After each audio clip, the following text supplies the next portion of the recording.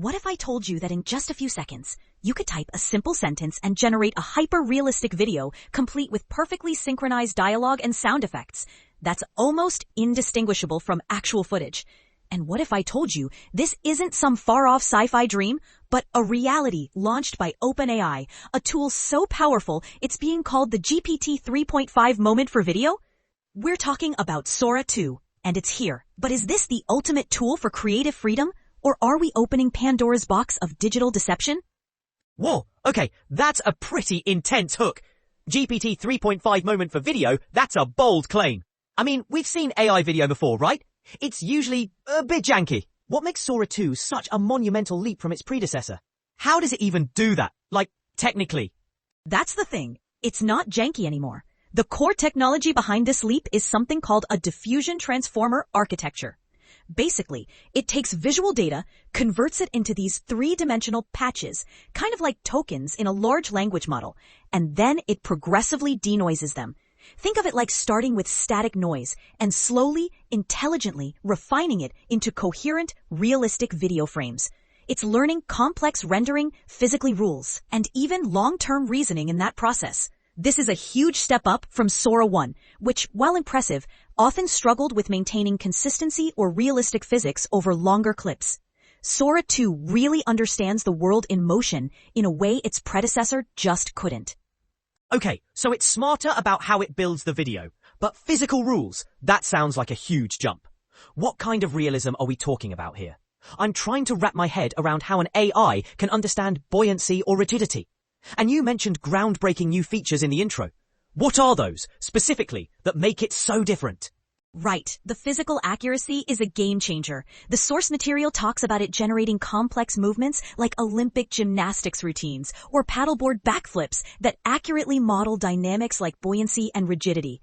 It's not just morphing objects anymore. It's striving for physically plausible outcomes, like a basketball actually rebounding realistically after a missed shot. That's a monumental leap in understanding real-world physics. And for those new features, there are two big ones that really stand out. First, it's got integrated, realistic audio, synchronized dialogue, background soundscapes, sound effects, all built right in. No more silent, uncanny valley videos. Second, and this is where it gets wild, there's a Cameo feature. Wait, Cameo? What does that even mean? Like, I can put myself in an AI-generated video? Because if that's what you're saying, that's exactly where the Pandora's box of digital deception comes in, isn't it? How do they even manage that? And what are the implications for, reality? Exactly. The Cameo feature lets you inject your own likeness and voice into any Sora-generated environment. You give it a short video and audio recording of yourself, and it can accurately insert you into these AI-created scenes. They do require identity verification for responsible use, which is crucial, because you're right, the implications are massive. On one hand, it's incredible creative freedom. Imagine starring in your own AI-generated movie, or creating personalized content for anything from marketing to education. But on the other, the potential for deepfakes and misinformation, even with safeguards, is a very real concern. It really does challenge our perception of what's real and what's not in digital content, pushing us into this dawn of AI-powered reality, where distinguishing between generated and authentic could become incredibly difficult.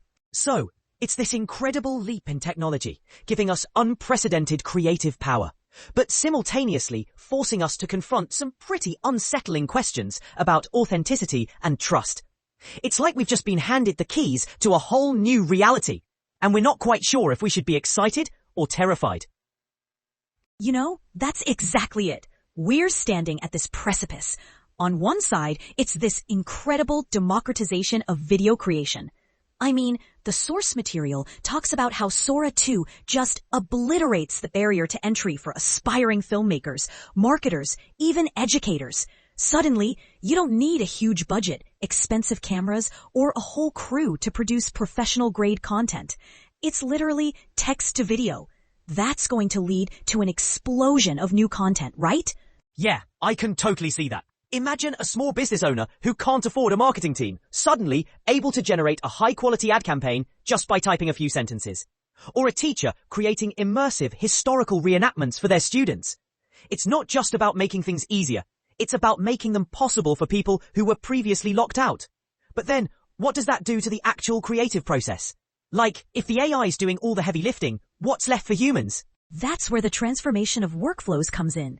The source material suggests it's going to revolutionize pre-production, especially storyboarding. Instead of static drawings, you could have dynamic visual narratives generated on demand. So the human role shifts from being the manual assembler or the person behind the camera to more of a curator, a director. You're guiding the AI, refining its output, making those high-level creative decisions. It's less about the technical execution and more about the vision. Okay, so we become the conductors of the AI orchestra rather than playing all the instruments ourselves.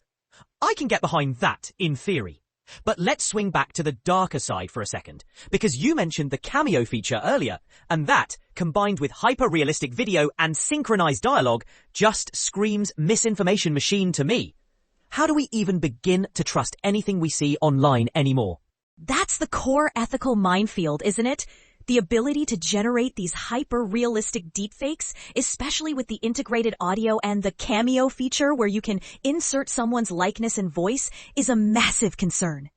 The source material explicitly calls this out as a serious risk that could erode trust in all digital content. Think about the implications for politics, for personal reputations. It's not just a blurry face anymore. It's a perfectly rendered person saying something they never said with their own voice. And that's terrifying. So what's OpenAI doing about it? Because if they're unleashing this kind of power, they have to have some kind of plan to prevent it from just completely destabilizing our perception of reality. They are, thankfully. The source mentions they're implementing safeguards. One key one is C2PA metadata tagging. That's a standard that essentially embeds a digital watermark or label into the content, indicating that it's AI generated. So in theory, you'd be able to tell if a video was created by Sora too. They also have strict usage policies against extreme violence, sexual content, hateful imagery, and non-consensual likeness. But even with those, it feels like a constant arms race, doesn't it? It absolutely does. And speaking of arms races, what about the job displacement fears? If AI can storyboard, animate, and even create stock video, what happens to all the people currently doing those jobs? Is this just going to lead to a massive wave of unemployment in creative fields? Or what the source calls AI slop flooding social media? That's a very real concern. The source material highlights fears of job losses in animation, stock video production, and even certain aspects of filmmaking. It's not just about the quality of content, but the sheer volume. If it's so easy to generate video, will social media feeds just get inundated with low-quality, uninspired AI slop, potentially crowding out authentic human creativity? It's a double-edged sword. Lower barriers to entry for some, but potentially higher barriers to visibility for others. So it's this incredible tool that can empower millions, but also potentially displace many and create a whole new set of problems around authenticity and content quality. It really makes you wonder how OpenAI plans to balance this incredible power with the profound responsibility to prevent its misuse. It's not just about the tech, it's about the societal framework around it. So we've really gone deep into this, haven't we? On one hand, Sora 2 is this incredible creative powerhouse, democratizing video production in ways we couldn't have imagined. But then there's this immense shadow of ethical dangers, the deepfakes, the misinformation, the potential for job displacement. It's a lot to take in. It really is. And I think that core tension you just highlighted between Sora 2 as a tool that could augment human creativity and its potential to actually devalue it, that's not just about video. That's the central conflict of the entire generative AI movement, isn't it? It's like a microcosm of the bigger picture, playing out in real time with every new release. Exactly. It's not just about making cool videos. The source material actually talks about OpenAI's long-term vision here, which is to train AI models that deeply understand and simulate the physical world. This isn't just about video generation. It's about creating systems that can help solve problems requiring real-world interaction. So, Sora 2 is a step towards a much grander ambition, almost like building a digital twin of reality. That's a fascinating way to look at it. So, the video generation is almost a byproduct of teaching the AI to understand physics and interaction. If that's the goal, then we can expect even more refinement in realism and physics, right?